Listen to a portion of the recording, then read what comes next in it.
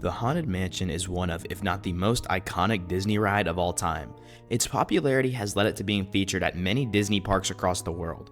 Originally, Walt wanted to build a haunted house attraction, but he envisioned it as more of a walkthrough rather than a traditional ride experience. Eventually, it evolved into the spooky but comical ride we know today. However, not every Haunted Mansion is made equal, and the ride experiences between all the mansions vary depending on which version you ride. There are a grand total of 4 different Haunted Mansions and a 5th spin-off, but we will get to that later. Of course, we will start at the original with Disneyland in Anaheim was the first park to receive the Haunted Mansion, opening in August of 1969. It was developed alongside Disney World's version of the ride, but Orlando's version wouldn't open until 1971 on opening day of Magic Kingdom. Despite how closely these rides were developed together, there were major changes made between the two rides. First, we would talk about the ride experience for the original Haunted Mansion in Anaheim. Guests start by entering the newly updated queue, passing through some new gardens and a fountain with a pet cemetery outside of the actual mansion itself. Guests then move through a greenhouse showcasing some very unusual but very real plants. The new queue for the ride looks very nice and all the plants add a great touch to the New Orleans aesthetic. Guests then enter the mansion, which is inspired by the Shipley Lydecker House in Baltimore, despite it being located in New Orleans Square. Guests then wait for the group in front of them to finish the pre-show. After that, they enter the stretching room where they see very normal portraits of people doing very normal things. Until, as the name suggests, the room begins stretching, revealing the dark ways these people met their demise. The stretching room also functions as an elevator, so you are actually moving down to a lower level of the mansion. The narrator, known as the ghost host, then draws attention to the fact that there are no windows and no doors, and now you must find a way out. This is followed by one of the darkest moments on a Disney ride. There's always my way.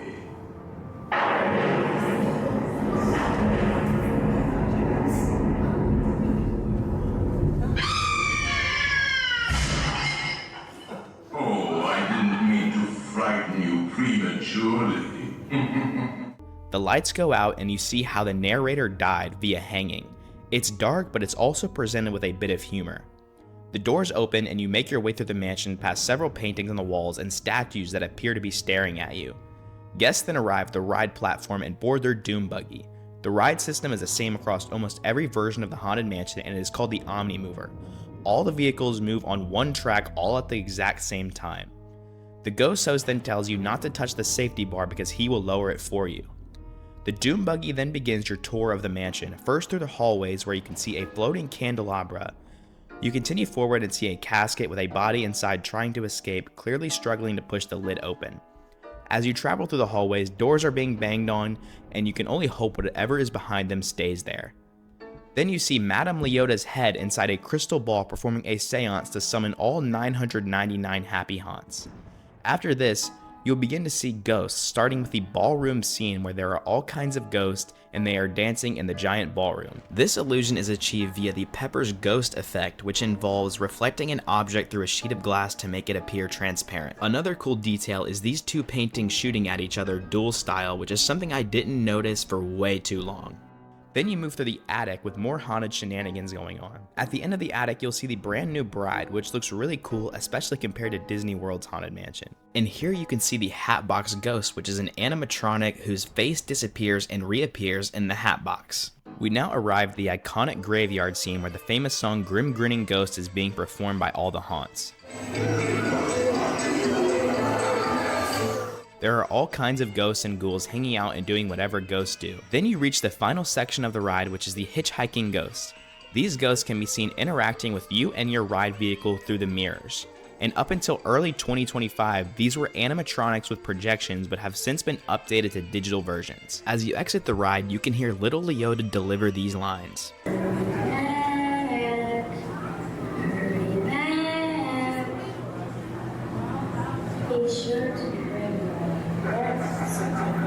You then exit into the brand new gift shop where you can buy Haunted Mansion merch and all sorts of stuff. So that is the ride experience of the original Haunted Mansion. But we will now be moving forward to Disney World opened their Haunted Mansion along with Magic Kingdom's opening in 1971. And you may notice immediately that the ride's facade is entirely different, no longer using the Shipley Lydecker house, but instead Gothic Revival architecture to match the fact that unlike Disneyland, this ride is not located in New Orleans Square. This time we are located in Liberty Square, and the queue is also completely different, featuring interactive elements where you tap panels and spooky things will happen. These are scattered throughout the entire queue along with the usual gravestones and overgrowth. Next, you enter the mansion and enter the pre-show, where one of the biggest differences between Disneyland and Disney World occurs. Unlike the original, the stretching room is not an elevator, and instead of moving you down, the ceiling moves up to simulate the stretching. The rest of the pre-show, including the ghost host dialogue, is exactly the same, and you exit on the same floor you entered on, just on the other side. You see paintings and old chandeliers as you make your way to the Doom Buggies, which are simply in the mansion hallway. You once again start your journey in your Doom Buggy through a hallway where paintings change and lightning strikes. Whenever lightning strikes, the paintings change to something more sinister. These paintings are also in Disneyland's Haunted Mansion, but they appear in the queue. You then see a new scene exclusive to Disney World, and it's all these statues staring down from the library bookshelves. These statues are also used at Disneyland, but not in a scene like this. You then see a piano playing by itself, or more accurately by a shadow figure visible on the ground. Another new scene is the grand staircase, where you only see ghostly footprints and staircases going in all directions. Kinda reminds me of Harry Potter a little bit. The final new scene is little Leota delivering the same lines as she does at Disneyland's Haunted Mansion, but this time she's actually on the ride instead of just on the exit. So those are all the major new sections, and if I listed every tiny difference, we'd be here all day. But here are some highlights. This is the Hatbox Ghost, who is also featured in Disneyland's version. However, for some reason, they placed him in front of the endless hallway at Disney World, which doesn't make any sense because the seance has not yet occurred. I'm not sure what their intention was, but oh well. The Bride is also different, and personally, I do not like the Magic Kingdom version. Disneyland's looks way cooler, especially the new one. And one more thing I'd like to mention is that much like Disneyland, the hitchhiking ghosts used to be practical but were replaced in 2011 with an update that also introduced the interactive queue. Other than those major differences, Disneyland's Haunted Mansion and Disney World's Haunted Mansion are very similar and capture the exact vibe that the Imagineers were going for. I really wish I had more to say, but due to the similarity of these two rides, I have little else major to add. Anyway, after the success of these two attractions, Imagineers knew they needed to bring the Haunted Mansion overseas to Tokyo Disneyland for its grand opening. Tokyo Disneyland's version of the ride opened alongside the park in 1983, and it is basically a one-to-one clone of the Magic Kingdom opening day Haunted Mansion. However, there are some differences, mainly because it hasn't received all the updates Magic Kingdom has. The queue is not interactive and is a bit smaller, but the pre-show and loading are the same. On the ride, the narration is in Japanese, and it is not a direct translation of the version used at Disneyland or Disney World. One of the coolest things about this version of the ride is that it uses the original practical animatronic hitchhiking ghosts that Disneyland and Disney World no longer have.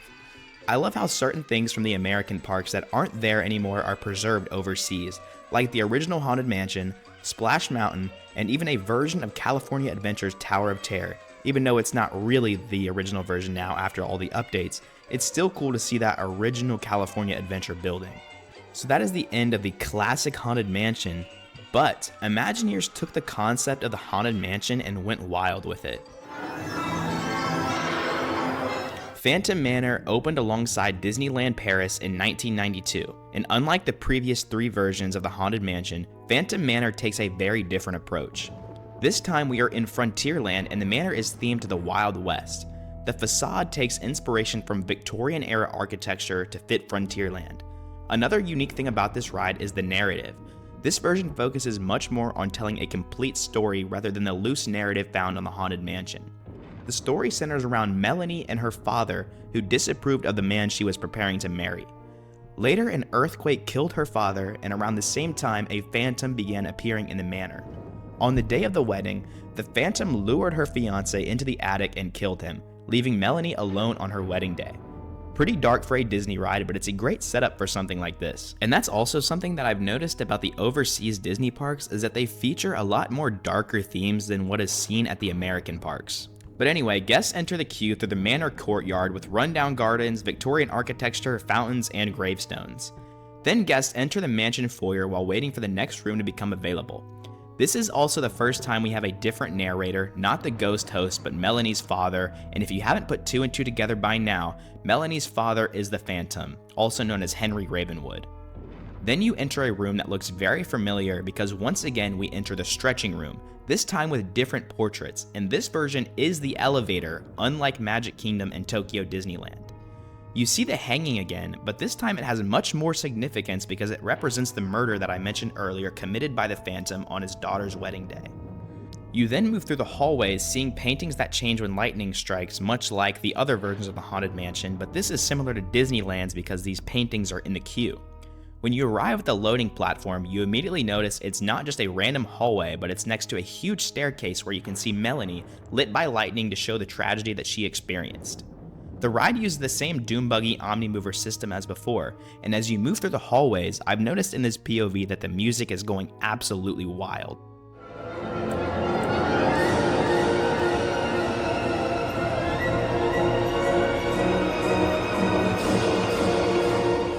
You may notice that many scenes resemble earlier Haunted Mansion versions but are changed to fit the story and the Wild West theming. For example, the endless hallway where instead of a floating candelabra, Melanie herself is holding it. You also see the piano playing with the shadow figure on the ground. You then arrive at the seance scene where Madame Leota returns to summon the ghost. Her presence is more of a side character in this version, but she still appears. Guests then pass through the ballroom scene again, which is very similar to the original, but this time has entirely different significance. You can see Melanie with the Phantom right behind her laughing menacingly. Then you go into Melanie's bedroom, which is again very similar to the attic scene in the previous versions of the Haunted Mansion, where she is crying in her mirror with her father in the reflection. You then enter the town of Phantom Canyon, which replaces the graveyard scene, and a complete new mix of grim grinning ghosts can be heard.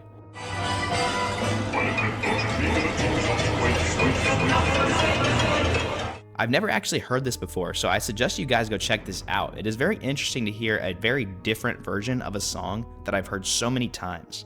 You travel through the town and see the nightlife of its ghostly residents. It has a very similar vibe to the graveyard scene, but is basically completely different. You then see an animatronic of the Phantom, which looks absolutely incredible as he laughs menacingly.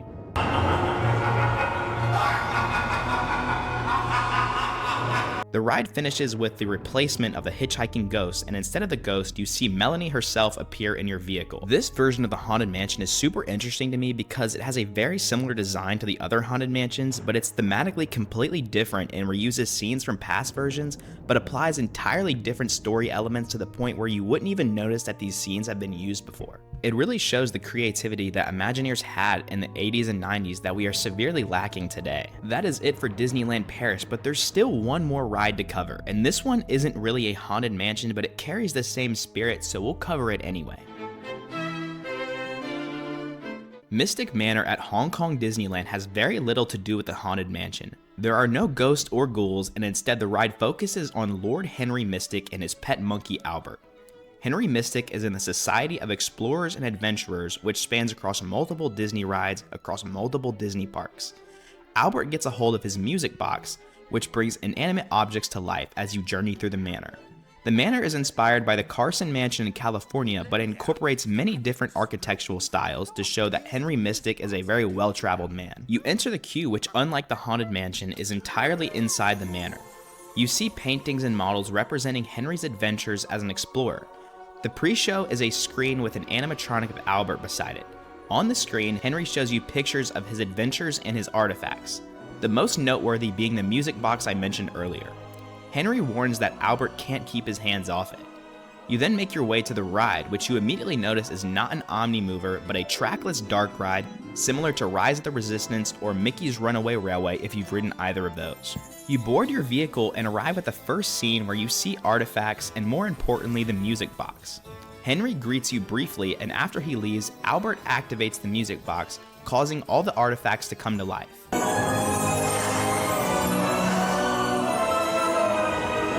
Your vehicle moves into the music room where all the instruments come alive and start playing together. Even the paintings are coming to life, which is a really cool effect. One of the paintings is Medusa, one of the few references to the Haunted Mansion. You continue into a room where even the plants have come alive, and further along you stop into a room where a painting blows cold air, freezing the space. Then you move into a battlefield with knights and cannons. The knights' helmets sing similar to the statues in Haunted Mansion, which is really the last of the Haunted Mansion similarities.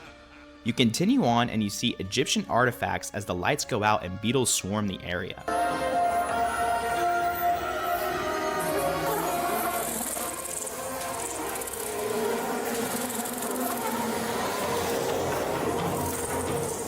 The lights return and you enter a Polynesian themed area where they have poor Albert tied up. In the next scene, the Monkey King summons a tornado, spinning you around the room while Albert grabs onto the heart before being blown away.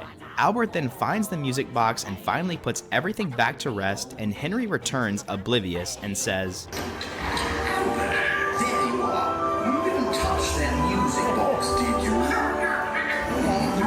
and that's really how the ride ends. If you've been on other trackless dark rides, you know how fast moving those things are, so I suggest you watch a full POV of Mystic Manor to really get the full picture. So that's it for the Haunted Mansions, but hardcore Disney fans may notice the absence of Haunted Mansion Holiday, which is a Nightmare Before Christmas overlay at Disneyland.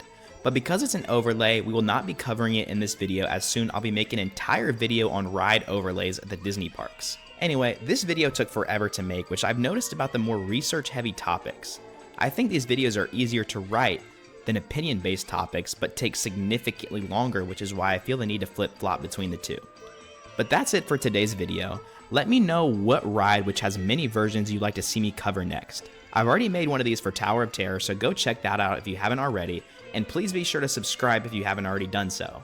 It would help me out greatly, but thank you if you've made it this far, and I will see you guys in the next video.